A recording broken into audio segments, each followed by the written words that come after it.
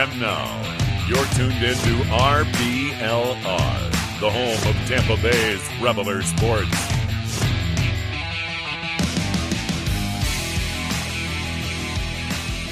This is your Tampa Bay Rays RBLR podcast. Thanks for tuning in.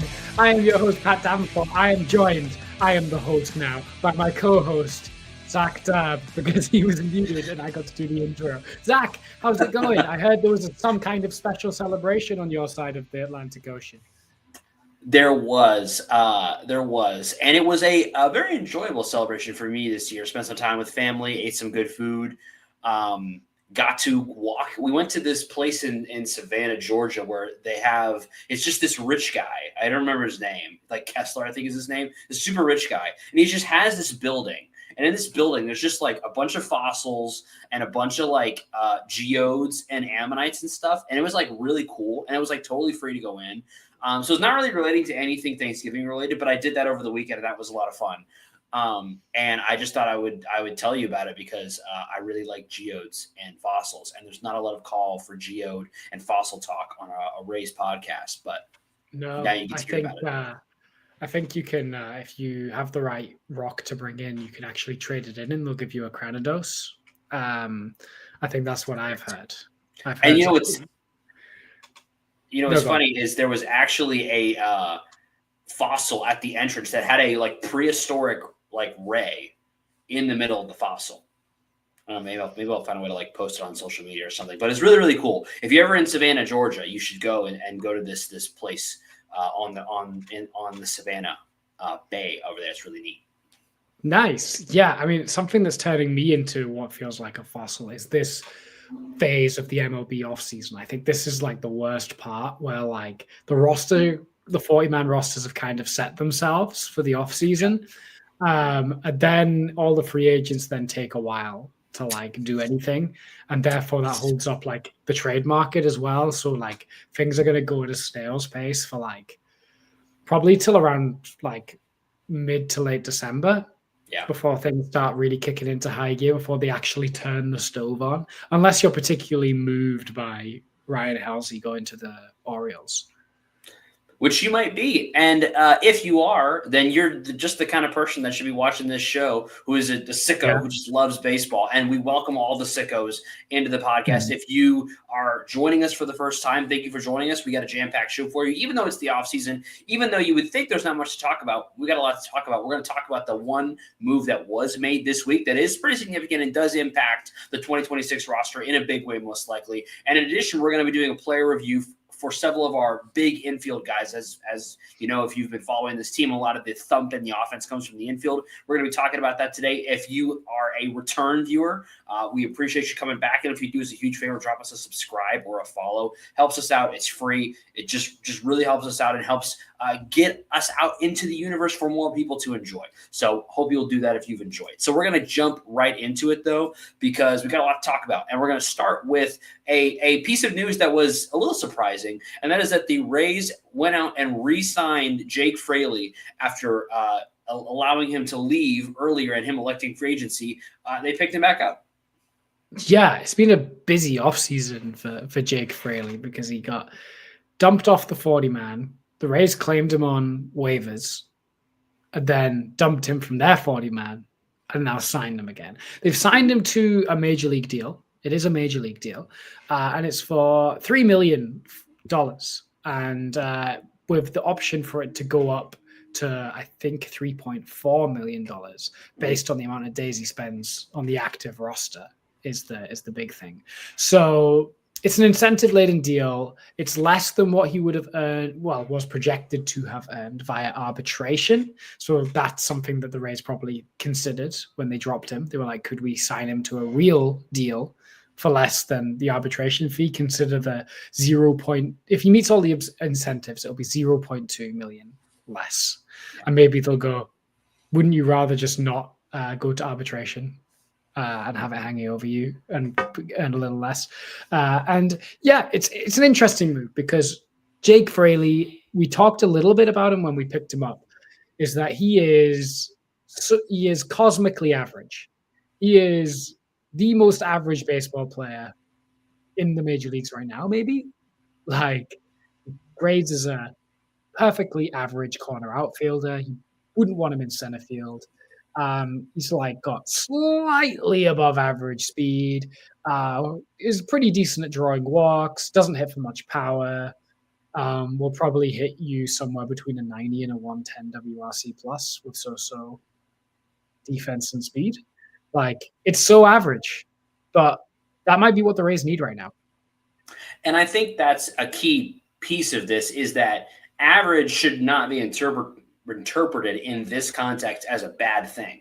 That this is a feature, not a bug. We were talking about this before we went live here. He has both a low floor and a low ceiling, or excuse me, his floor is relatively high and his ceiling is relatively low, but where they average out to is, again, league average. But as we've seen over the last year, we've had a bunch of guys who are high ceiling. We thought some of them had low floors, and we found out they didn't. We found out they had much lower floors than what Jake Fraley has. And that's what we basically dealt with all last season. And it was different players had different aspects of a low floor. Some of it was a low floor defensively. Some of it was a low floor offensively. Some was a low floor both. And what we've now brought in is a guy that could bring some stability there as a fourth outfielder, who I think the real conversation, beyond what Jake Fraley brings to the table, which is that, he gets on base at a decent clip, 330, roughly for him on base percentage. He has he's averaged a decent ISO actually around the 180, 190 realm. And he has hit 15 home runs in seasons before. So there's a little bit of pop in the bat. He gets on base enough. So he's perfectly serviceable, like we were saying. But the real question becomes, what is the intended role for him on this team? And I think it's interesting that you mentioned that he could have potentially gotten more in arbitration. And which also makes me wonder if he could have gotten more somewhere else. And I don't know the answer to that. And it makes me wonder what his decision-making process was coming to the team and what they have told him they believe his role is going to be on this team. And I think you could infer based on the fact of how much they're paying him, which is not a lot of money, but it's more than what they're paying guys like Ryan Vilade, So then the question becomes, is he now the potential backup for Josh Lowe if he doesn't make it happen? And, another reason why you may think that is he's a lefty. Rez Vilade is a righty. So now I think there's to me, that's where my mind goes. What are your thoughts on that? Yeah, I essentially agree. I think he is going to be, I talked a couple of weeks ago that Ryan Vilade is going to have Josh Lowe on fraud watch if Josh Lowe is not working out. I think Josh Lowe is going to be the opening day right fielder, health permitting. I think if Josh Lowe if he puts up the negative WAR that he put up this past season in the first 6 weeks of the season, he's done so. Jake Fraley's taken his role. I thought it was going to be Ryan Vilade doing that, and maybe it still would be, but I think Jake Fraley is now also in that mix as well. Mainly because I think Jake Fraley is if you put him in there, you know what you're getting more than any of the other options like Palacios or Vilade. I don't think, or anyone like that. I think you know what you're getting from Fraley. It's a safe hand that will not necessarily make the team better, but it won't be actively hindering the team. Yeah. And I think after last year, that's kind of something that the outfield in particular needs. We need some 100% not going to be a net negative player.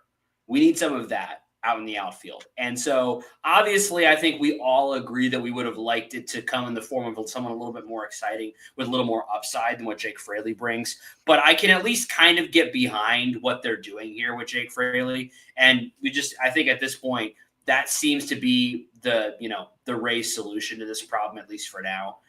Anything could happen if things, evolve over, with the winter break, once the winter meetings happen. Anything could happen, but it seems to be that's kind of what their short-term solution is for the outfield. Yeah, I think they seem like, unless an opportunity presents itself, I think they will run a Mangum, DeLuca, Lowe outfield with Fraley as the fourth outfield to open the season. If one of them gets hurt, maybe Fraley moves in and BLowe becomes the fourth outfielder. But yeah, it'll be interesting to see. It makes you wonder more about Palacios's role on the team. Yeah. It also makes me, I know it's an outfield move, but I think it has implications for Carson Williams as well. I don't know if there's a way he can stick on the major league roster to begin the season. I don't know. But I think there's a really high probability right now that Simpson and Carson both start 2026 in AAA. Yeah, I guess it's a really high possibility. Yeah, with Simpson, it really depends with how his fielding shows up in spring training and his walk rate, I think. Yeah. So yeah, we'll see. But yeah, and I think I just think that there's not going to be enough data in spring training to get there. Yeah. I'm a little underwhelmed if this is how we set the outfield. I'm a little underwhelmed. And I'll tell you why. It's because the thing we're about to talk about is about to be so good. And the outfield, like, it feels like the ceiling for the outfield is pretty low. Yeah. Yeah, and I think that's kind of the big frustration from 2025, I would say overall, was just how good the infield was and how bad the outfield was. And I know that we've expressed thoughts on that. We'll continue to express thoughts on it. If you've got some thoughts on what we just talked about with adding Jake Fraley, if you've got some thoughts on the infielders we're about to discuss, and I know a lot of you do if you're Rays fans, do us a huge favor and drop a comment. Love to hear from you. Love to hear what your thoughts are, where your head's at going into 2026 for the outfield, what you expect from these infielders. We're going to get into what they did this last year. Let us know what you expect from them going into 2026. Easiest ways to hop on over to YouTube and drop a comment. And while you're there, if you're enjoying the show, drop us a subscribe. It really helps us out. So let's get right into then our infield player review. And let's start it off with a guy that we had big expectations for coming into this season. And maybe more than like anybody else in other than Junior, absolutely crushed expectations and did exactly what we thought he would do. That's Jonathan Aranda. What a debut full-time season for Aranda. It was outstanding. I know he was a common breakout pick. But yeah, he was absolutely outstanding. I mean, if you just look at the base numbers, a 316 average, 393 on base, 14 home runs, 489 slugging, that all comes down into a 146 WRC plus, which led the team. Yeah. Led the team, obviously, and was up there with the best in Major League Baseball. For a first full season in the bigs, that's pretty incredible. I guess the thing is, what makes Jonathan Aranda so good, Zach? Like, everyone picked him to be good, so they must have been seeing something. What was the thing that, like, all made us go, Jonathan Aranda is going to break out? It's like, I don't know how to say this without making it seem so simple, but he's just a good hitter. He makes good swing decisions. He doesn't swing at bad pitches. He has great contact skills. He puts the ball in play. He has power. Like, it's one thing to be like a Luis Arias type, right? Where you're just putting the ball in play. You have great bats of ball and it's just getting out there. But Aranda was last year, and I think will continue to be like a doubles machine. 22 doubles for Jonathan Aranda and 14 home runs for him last year. So the dude is hitting doubles, he's hitting home runs in addition to all the singles as well. And his walk percentage is not like incredible. He's right around a 10% walk percentage. His strikeout rate was also higher than you might expect at 25%, but the dude is just putting it in play. 316 batting average. Like, he's just a great hitter, and he will take his walks, from time to time. But what he's really going to do is try to find his pitch and put a good swing on you. He's going to work an at bat. A lot of times doesn't always end in a walk with him because like we said, that walk percentage is a little bit low, but he will work an at bat. He will get to his pitch, especially earlier in the season towards the end, kind of right before his injury. He was pressing a little bit and we started to see him kind of swinging really early in the count. But especially early in the year, he was letting the game come to him and using those bat to ball skills, those plate discipline skills.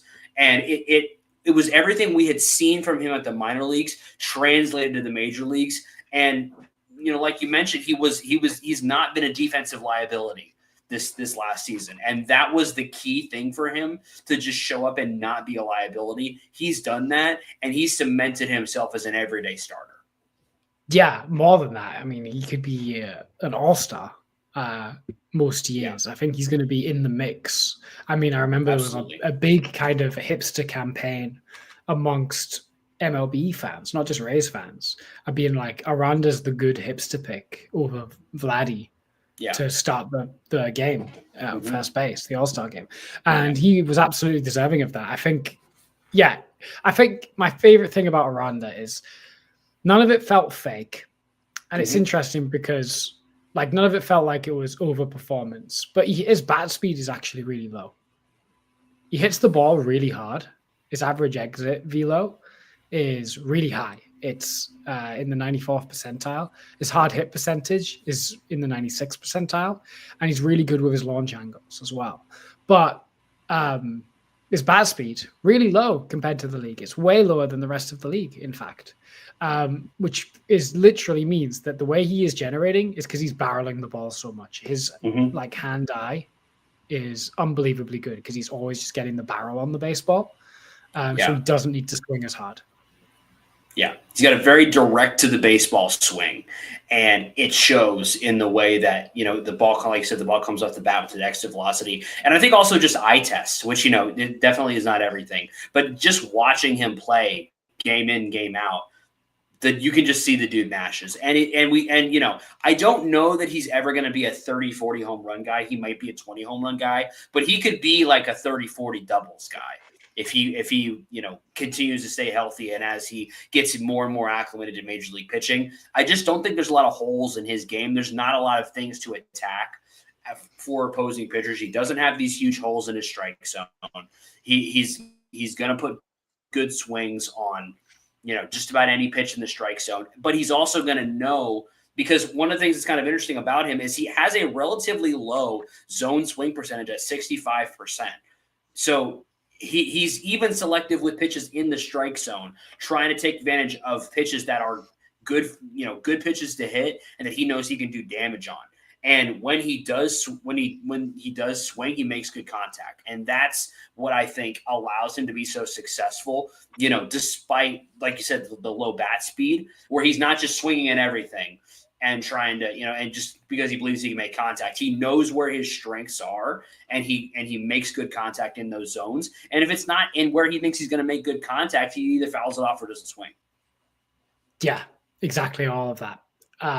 Would you rather he tried to be, if he swung a little harder to where he doesn't need to barrel it up as much to get extra base hits, but his average takes or a strikeout rate increases a bit, or do you like this version? I love this version personally. I love this version. I don't need anything different from him. We have home runs in the form of Junior Caminero and currently Brandon Lowe and even Yandy Diaz. We've got home runs there. If he can be an extra base hit machine, I'm good with that.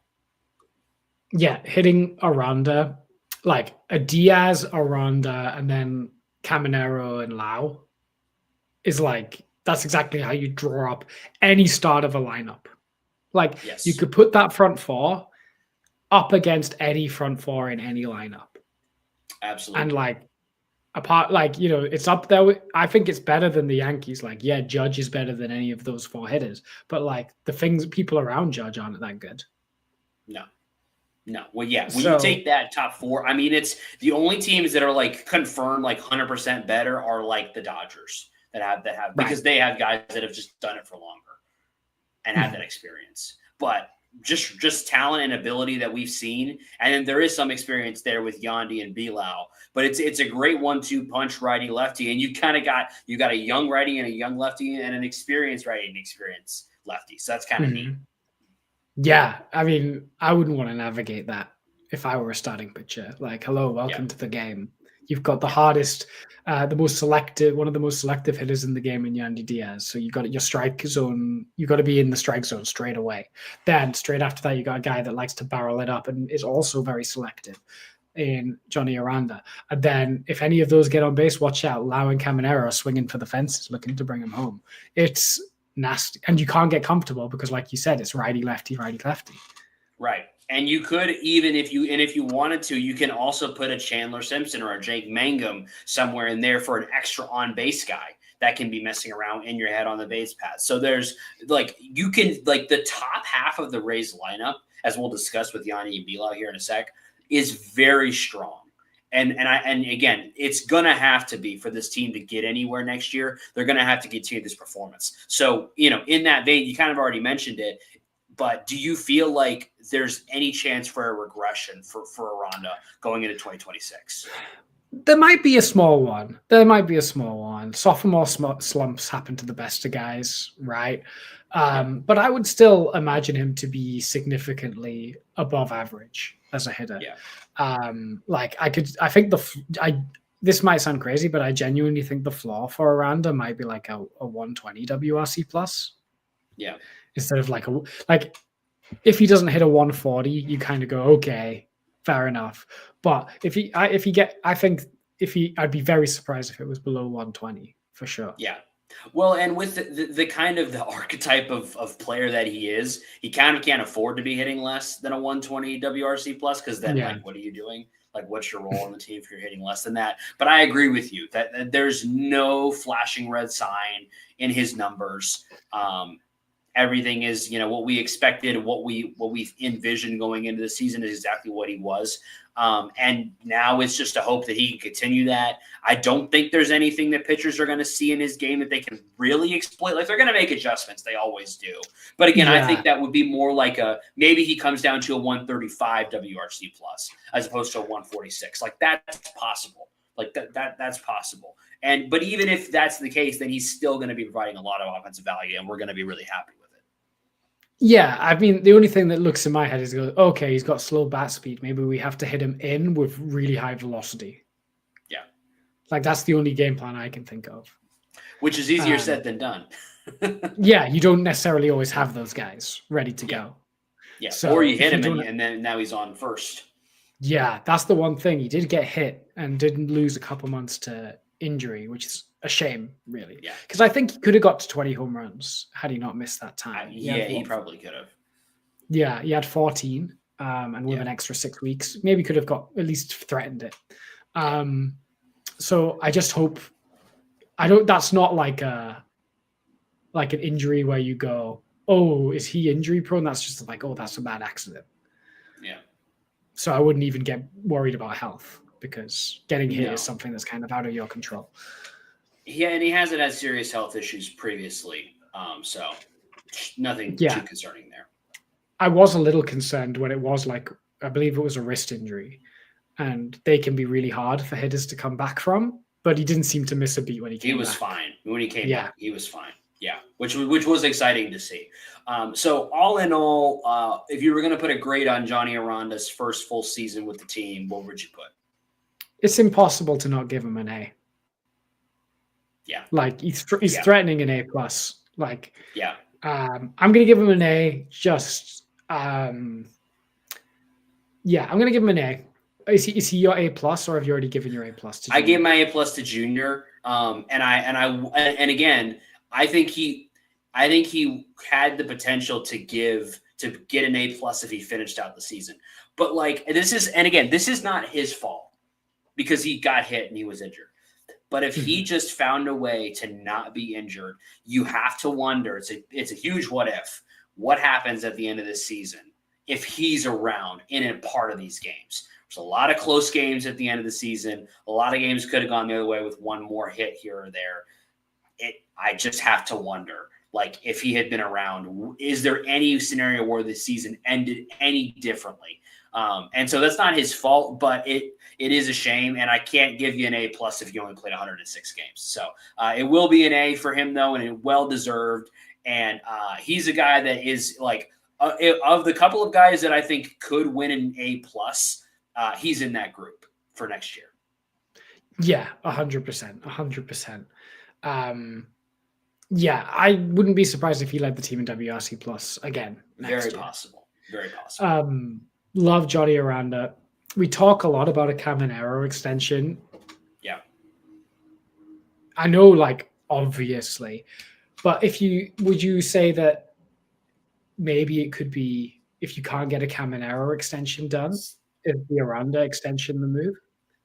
I think it might be it would certainly be cheaper than a Caminero extension. And it might be one where if you don't feel like you're going to get anywhere else really in this offseason as far as additions, it might be a worthwhile use of funds to just go ahead and lock him up. Because again, I can't imagine there's anything that the front office sees that we see or don't see, in that, him not being this good in the future. So I don't see any reason to beat around the bush, other than the fact that he is still not into his arbitration years and will not be until 2027.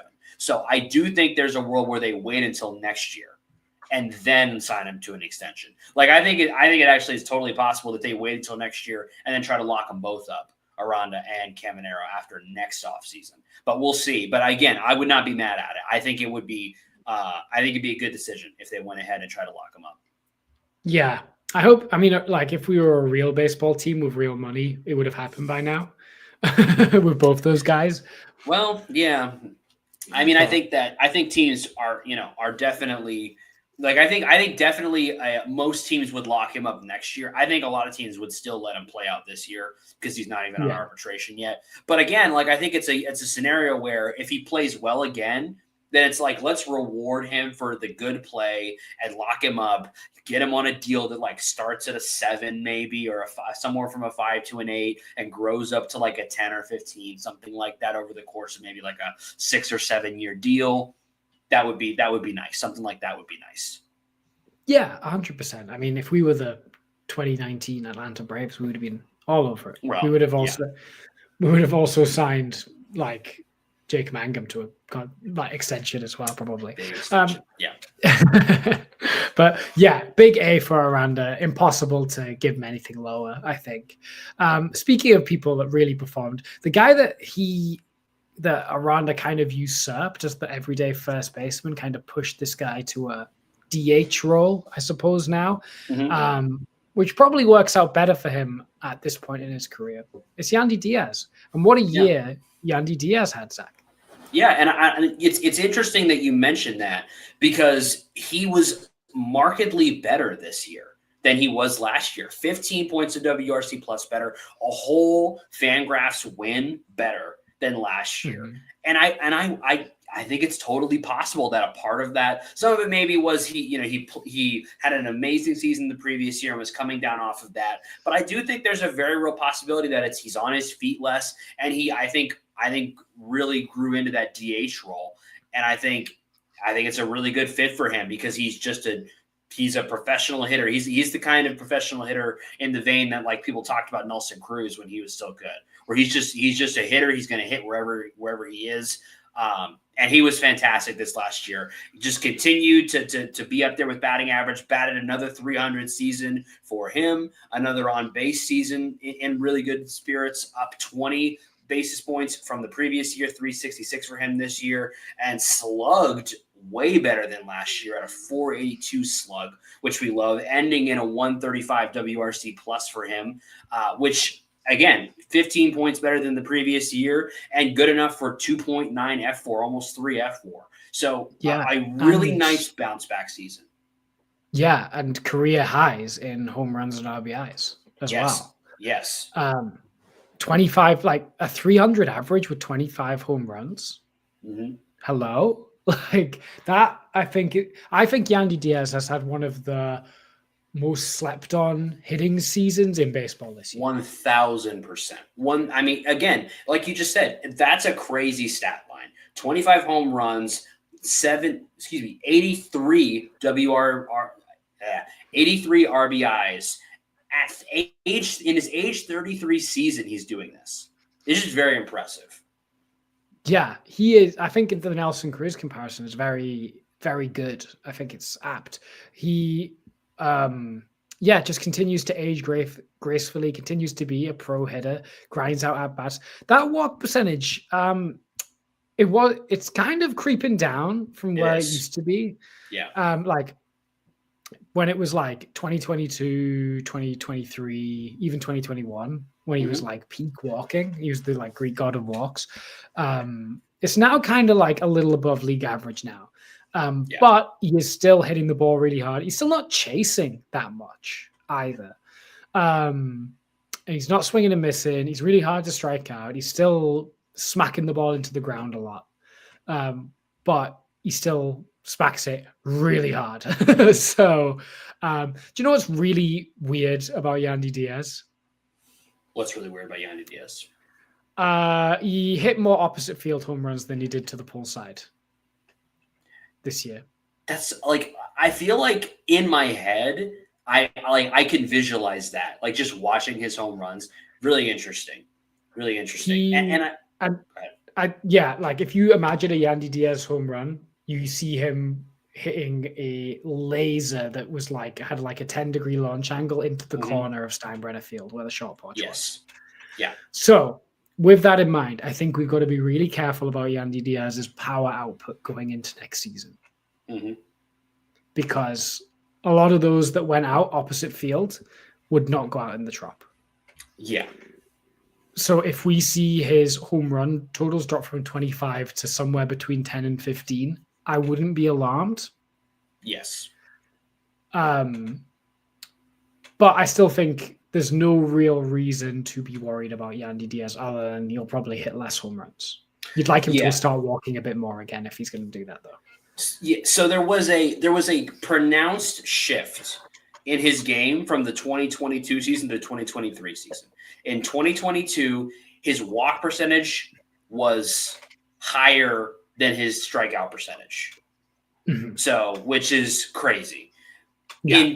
In 2023, that flipped from it was previously a 14% walk percentage, 10% strikeout percentage. It flipped to a 10% walk percent, a little over, it's like 10.8 walk percentage to like a 15% walk or strikeout percentage, and it kind of stayed that way going forward. It hasn't it even went down a little bit to an 8% walk percentage. Strikeout percentage stayed roughly right around the same area. So it was a pronounced shift there to I'm gonna swing a little bit more, and if you look at his swing decisions, the swings are up a little bit. It's not dramatic, but they are up a little bit, and he's just swinging, more generally speaking, and he's doing it every year. It's incrementally a little bit more every year, and again, I think he's just trusting his ability. He's just trusting his bat to ball skills, and definitely took advantage of Steinbrenner. But I agree with you. It will come down a little bit in 2026. I'm gonna peg him right around 15, 16 home runs next year. Yeah, that sounds about right. I'd put him somewhere around somewhere give or take 15.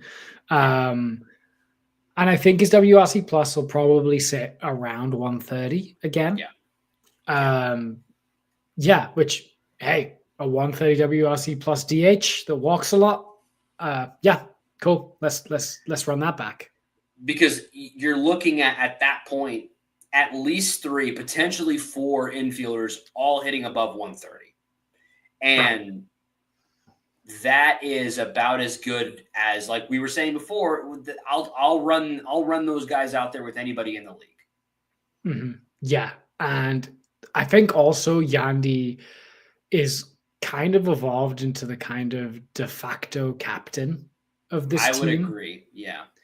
Yeah. Like BLowe's been around slightly longer, but I think Yandy is a more vocal presence in the locker room. I remember him and Randy had kind of tiffs in the locker room occasionally. And I think it's because Yandy makes himself heard and wants people to play the game a certain way. And he is the guy that will tell you what you're doing wrong or like how you need to conduct yourself around the Rays team. And that has a lot of value. And BLowe is not that type of guy, and he doesn't need to be. Yeah. But it's good to have that kind of guy around. And especially when you have a Caminero and a Ronda, even like a Mangum, some of these young guys, Chandler Simpson, having those guys up and around the team, and to have a true blue professional that is leading your team, that is not just like there as a figurehead, but is actively contributing and, could on any given day be your best hitter without question. Like that is just an incredibly valuable person to have on your roster. Very glad that they, they had that option for him for this season, or the extension of his contract for this season. Very glad to have him back. And I don't know what will, if he'll still be on the team at the end of 2026. I hope he will be. It'll be very interesting to see how the team handles it. I'm not sure what exactly his options are going to be going forward. He does have a club option in 2027, so he could remain with the team for, that next season. But it's definitely some questions there, but I think he's earned the right to, even if his production were to dip a little bit, his value is such that I'd still like to have him around. I'm going to say something crazy to you. If Yandy contributes to a 130 WRC plus-ish, maybe a bit better, this year and in 2027, is he the greatest hitter in Rays history? We're just talking about hitter, because Longo's the most not greatest complete player. Because Longo is a more complete player from a defensive additional perspective. The value he provides at third. That's a really good question. I don't know that I could give you an answer. I think that's a question I have to think about a little bit more, to be honest with you. I think he is in the conversation. Like you can have the conversation about that, because at that point that would be what? That would be 1, 2, 3, 4, 5, 6, 7, 8 years of production with the team, all of which have been above a 110 WRC plus or higher every single year. And the team's only batting title. And the team's only batting title. Yeah, and a Silver Slugger. I think it's definitely like the conversation can absolutely be had. And I think if we get there, if we're doing this player review in 2026 and he's still with the team and he's had a great season, I'm going to say that we'll have that. That'll be a topic of conversation. Because when you start talking about 8 years with a franchise performing at that level, and then he would be in his age 34 season producing at that level, I think it's definitely a conversation worth having. Yeah, it would be crazy to think that if he does 8 years with the team, that's flown by. That's absolutely flown by. I still remember where I was when I saw that Jake Bauers got traded, and I was upset about it. And I was like, why was I upset about us trading Jake Bauers for Yandy Diaz? Jake Fraley was in that deal, actually, I think. So I think he went to the Mariners in that deal. And then, do you know what I would personally like to have around for 8 years? Because I know it'll do a similar job in terms of production for me. You've got something of that kind of value that you'd like around? I do. I know that's hard to come by in today's economy, but it's a T-shirt from RBLRsports.com. Yeah, that's right. RBLRsports.com have all of the best Tampa Bay team merchandise. They have your Rowdies, your Lightning, your Bucks, your Rays, your Sun, all in one convenient location. You can rep them with T-shirts, with caps, beanies, all that kind of good stuff. Rep Team Tampa Bay. It's the best thing to do. And you can use the promo code FLAPPY for 10% off. FLAPPY, 10% off your order. You should go to shop.rblrsports.com today. What better way to celebrate the holiday season? Absolutely. You get one for yourself. Get one for your friends. Your grandma. It's a great holiday gift for your grandma. If maybe she wants a Sun shirt. Maybe she does. See what happens when your grandma gets to bring back the Devil T-shirt. See what happens. You never know. Yeah. That's kind of what the conversation at the dinner table. Yeah, well, and I think that's kind of what a lot of us were hoping would happen with Brandon Lowe this year, is we would get to see what would happen with him for a fully healthy season. And he did pretty much exactly what I think. If I told you at the beginning of the year, hey, Brandon Lowe is going to be healthy for 134 games, and I asked you what you thought his stat line would be, what he did is pretty much, I think, exactly what you would have expected. Yeah. 256 average, 31 home runs, a 114 WRC plus, 1.7 FWAR, which does put him 5th on the team amongst position players in FWAR. So top 5 player on the team, although 1.7 is being your 5th best player in FWAR. Says ideal. More about the team than it does about Brandon Lowe. But like a really good hitting season. The reason his WAR is so low is because, and we'll talk about it, he was abysmal at second base this year. He might be cooked defensively, but let's start with the hitting. And the hitting was basically what we've come to expect from Brandon Lowe. He's going to hit a lot of home runs. He's not going to walk very much. He's going to strike out a good amount. But like I said, when he gets a hold of the baseball, it's going to go a long way. The 31 home runs for him are the most since that big season in 2021. A big part of that was that he was relatively healthy all year long, played 134 games, which is, again, the most since that 2021 season. Personally, for me, I got a great deal of enjoyment from this season. I enjoyed seeing him out there every day. He looked like his old self behind, at least at the dish. And I was just really happy to see him get a fully healthy season and to, be able to put some of those injury woes behind him, at least for a year. I personally got a lot of enjoyment out of him. Yeah, he was great. And I don't want to sound like a Debbie Downer. I think this might be his last dance as a good baseball player. Baseball player? I think he might be an average baseball player in years to come. I don't know. Are you talking about him as a complete player, as an average? Yeah, but I think it's because his bat speed's been going down and down.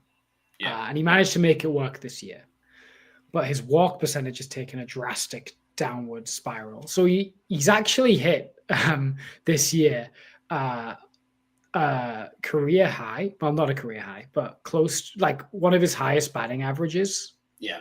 Since 2020, but it's a career low on base percentage. Yeah. So his game has changed a little bit. In terms of his bat speed is lower, but he's getting more hits, which is good. But he's not walking as much, and he's chasing more. Yeah, and I think that's actually something that's sort of underrated about him in previous incarnations of him as a player, that he was actually walking a good bit in previous years. Like there were years where he was walking 11 and 10%. And he walked 6.9% last year. And I think, that's not bad. Good. That's bad. That is quite bad. That is like Chandler Simpson level bad. That's what that is. Yeah, and that's like Mangum level. That's why a 256 average and 30 home runs is only a 115 WRC plus. Yeah. Which isn't that high for what you would look at those base stats. Yeah. And so here's my question, and I don't have any sort of answer to this, because this is all sort of like, this is all theory and just ideas. Is it possible for Brandon Lowe to take a look around and say, okay, we have Jonathan Aranda now. We have Junior Caminero now. And we do not need necessarily for me to hit 31 home runs. If I could be healthy and hit 100, play 130 games and hit, 20 home runs, but somehow get that walk percentage up a little bit, find a way to get that WRC plus back up to like 120, through getting on base a little bit more. Do you think that he has that in him? To use a term you use, I think Brandon Lowe's swing and miss, swing for the fences thing is a feature, not a bug. I think that's the player that he is. That's why the Rays brought him in, because he swings really hard at everything. But the problem is it's taken him a bit longer now. So yeah, there were struggles with velocity for BLowe this year. And I don't think they're going to get better. Yeah.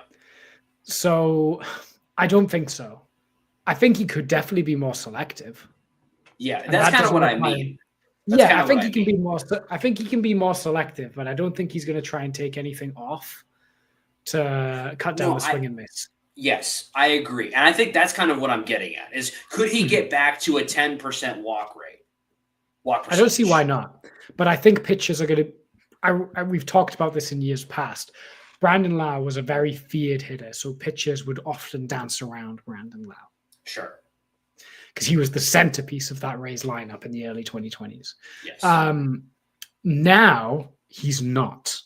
Yes. I think pitchers are now like, if I just go at this guy and attack him with my best fastball, I've got more of a chance.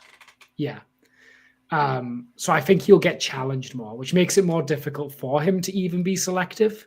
Because I think pitchers are going to be more aggressive than ever before against him.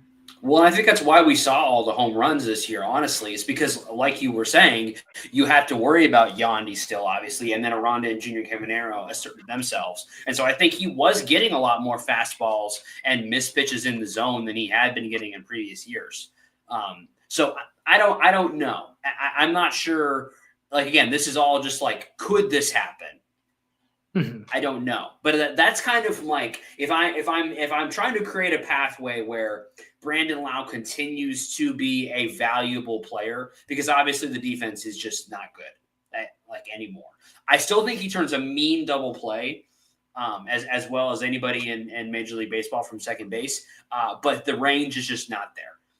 It just isn't, and with second base, it's not like you have a fast first baseman either. So you end up having a really slow right side of the infield. And that's not great, because you got a decent amount of ground ball pitchers on this roster. So if you've got a slow first baseman and a slow second baseman, you're going to get if I am a opposing offense, I know if I want to hit a ground ball, if that's my game, or if I'm a singles guy, hit it that way. Because you got what are the odds that those guys are gonna and Aranda's not bad defensively, but again, that could be a weakness that someone could try to exploit if they're out there. So I don't know that he's, and I think it's tricky because obviously Yandy is probably your DH.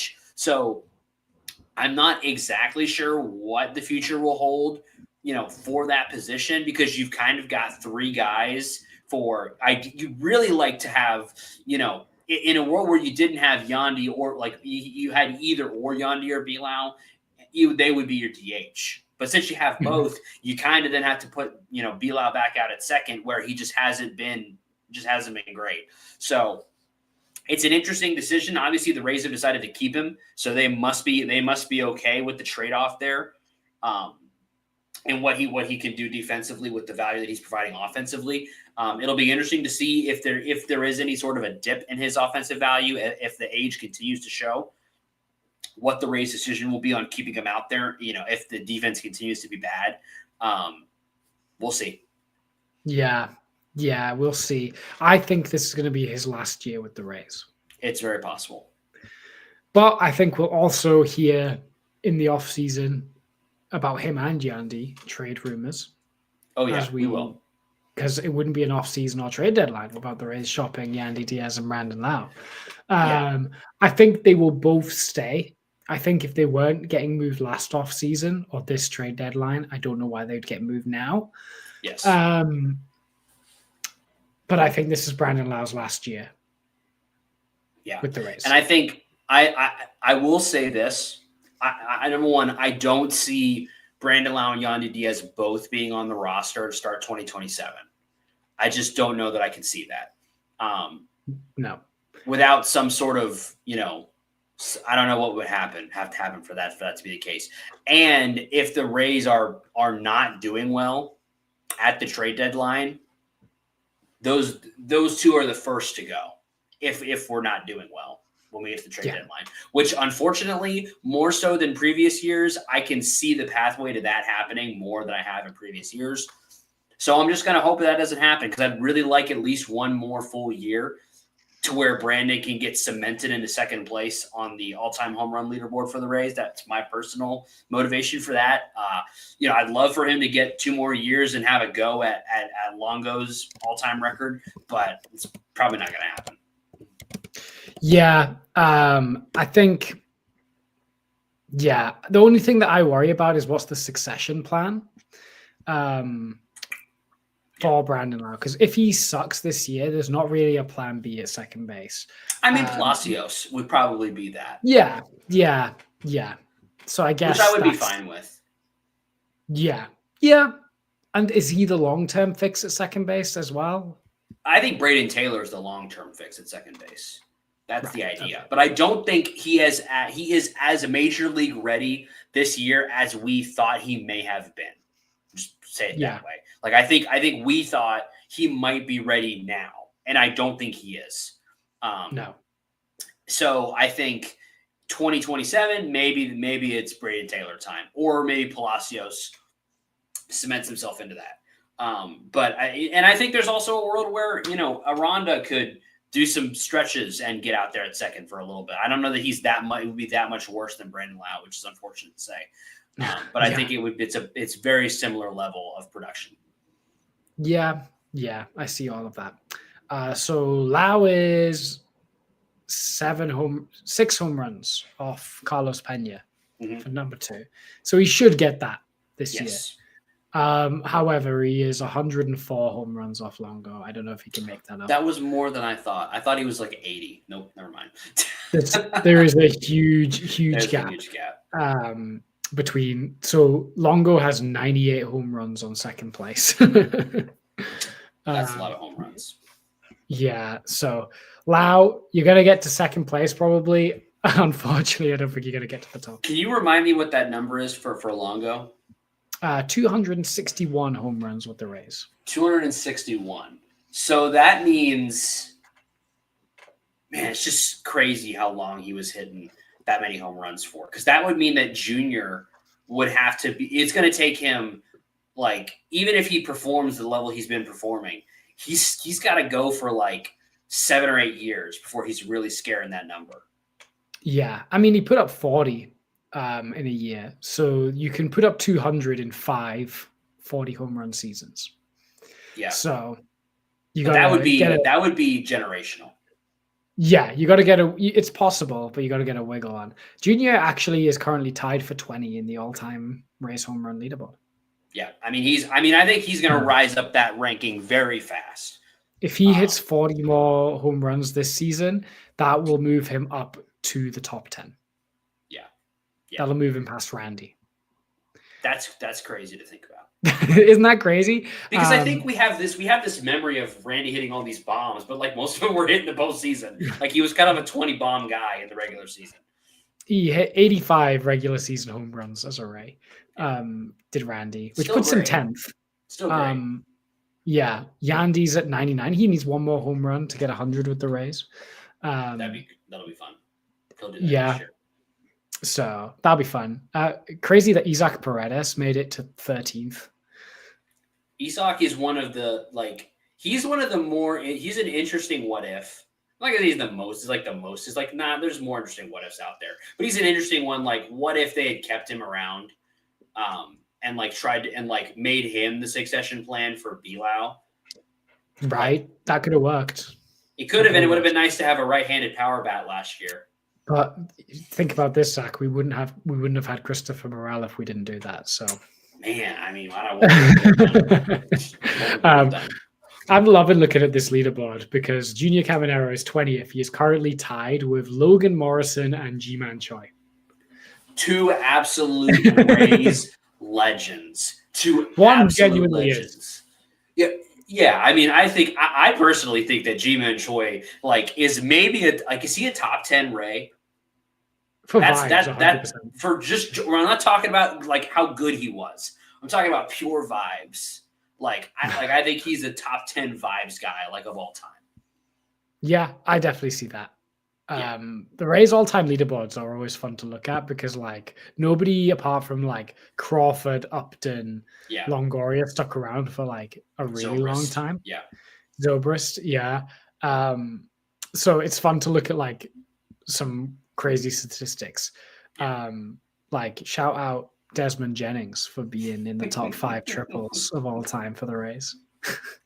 Yeah, I think that's another off-season episode is top 10 Rays vibe guys of all time. Oh, that's a good one. I mean, currently Desmond Jennings sits above Caminero on the home run leaderboard as well. Vibes. Shout out Desmond Jennings. We thought you were going to be the next Carl Crawford, and you absolutely were not. Super were not, but that's okay. What would you give Brandon Lowe? I would. This might surprise you. I would give him a B for this season. I was going to give him a B for this season. Like he was good. He hit home runs. That's what you want Brandon Lowe to do. But obviously the falling off in the bat speed and the continual degradation of his decision making from a swing decision perspective is a little bit disappointing. And it does tamper just a little bit what was otherwise a great season for him. And so it's still a B. He's still playing really, really well. But it was not the the second coming of 2021 like I would have hoped. Yeah, I think a B. He was a productive player. Yes, and did more good for the team than not. Did we give Yandy a grade? I believe we gave him an A. I would give him an A. I don't know if we did or not. I feel like we did, but if we did, I would give him an A. He gets an A. He's also an A. That's a pretty good grade card. We're giving Junior the A+ at third base. We're giving our DH an A. We're giving our first baseman an A. We have given our second baseman a B. We'll talk about shortstop another time. Yes, we wanted to keep this a very positive episode. We wanted to keep this a very positive episode, so we've left it to that. We will get to shortstop and the infield also rans another time. Yeah, I think that's for the best. So we can all keep on moving up. It is. But it is. Yeah, I can't wait to hopefully see some news this offseason. Maybe the Rays make a trade. Maybe we sign a guy, or at least get some interest in a guy. Right now, we're not even in the rumor mill for anyone right now, which can be quite slow. Yeah, there's not much rumor mill going on at all right now. No, I think the Rays. It's a couple trades. That's it. We're in the mix probably for an innings eater type starting pitcher. Like there's a little bit of smoke to a potential Zach Littell reunion, but then there's also Eflin, like all those guys. Chris Paddock is a guy that we've not had before, but is in that kind of genre. Yeah. I mean, Littell back would be great. I would love that. I'd be really happy with that. I don't want Eflin back. No, I know you. Is Eflin your most hated former Ray? Aubrey Huff. That's different. That's a different category. Yeah, but gosh. I mean, he's probably my least favorite former Ray that's an active player. Yeah. Okay. Yeah. Yes. Don't follow up. That's all I'm going to say. Really, yeah, and it's this is definitely the most positive position group I think that we have. I think we're going to talk about starting pitching next week, so stay tuned for that, and we hope you do stay tuned for that. Maybe we'll have some more news to talk about next week, maybe not, but we're definitely going to be talking about starting pitching next week. So we hope you join us for that. And the easiest way to know when we're going to be live for that is to drop a follow on social medias or drop a subscribe over on YouTube. You'll know when we're going live and know when you can be a part of the show. So we hope that you do that. It would be a huge favor to us. It's free, doesn't sign you up for anything other than to know when we go live. So if you have enjoyed the show so far, please do that. But we're going to be talking about starting pitching next week, and that's also a positive one. But I think it's very clear that the strength of this team is in the infield. 100%, and it's a good place to start building a good team again. Yeah. So and still a lot of questions there on what this team can become, but it's definitely going to start there. Definitely. Now we'll see what the rest of the offseason brings. We will. And whatever the rest of this offseason brings, we're going to be here talking Rays baseball the entire time. We hope that you'll join us. We hope that there's some excitement somewhere in there. But whether there is or isn't, the whole offseason long, it's always going to be Rays Up. Rays Up.